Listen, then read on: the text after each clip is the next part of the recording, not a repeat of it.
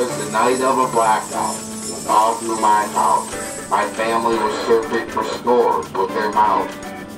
To the radio they listened as voices filled the air. Mayhap the Lion victory would be talked about there.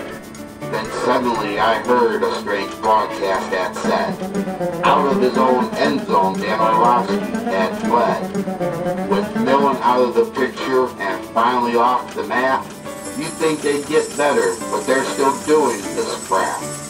When out on the lawn, there arose such a clatter. I stepped out and saw Aaron Gibson. He was fatter. He fell from my window and flattened the grass. Then I saw Charles Rogers dropping a pass. The moon shone down on the Lion players below. Mike Williams was running, but he was too slow.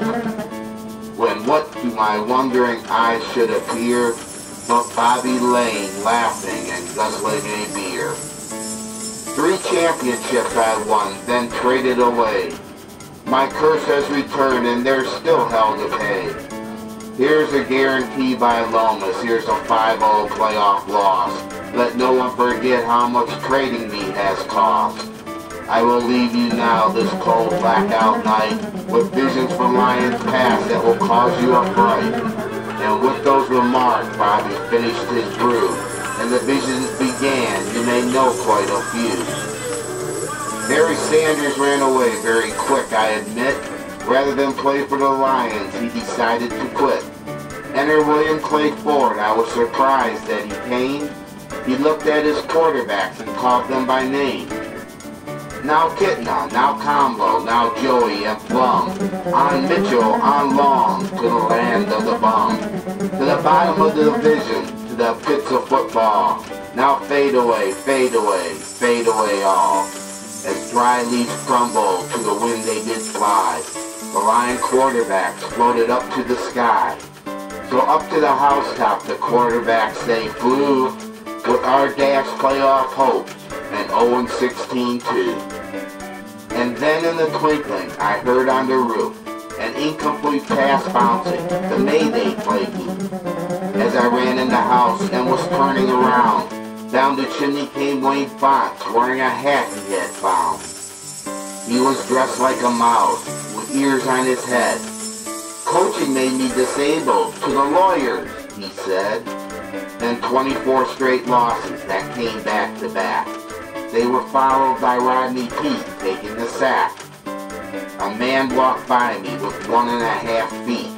He had kicked a 63-yarder, the Lions it beat.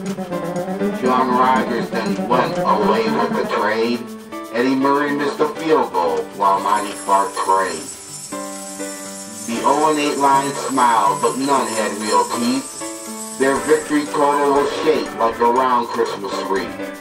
Rayola fit me the finger, an obscene gesture he chose. Then in walked Joe Cullen. He was wearing no clothes. Finally came Matt Millen, to the Lions leader I said, I thought you were gone. I thought you had fled. I recognized him at once, not at all like an elf. Saw his picture at a fan protest that I marched in myself.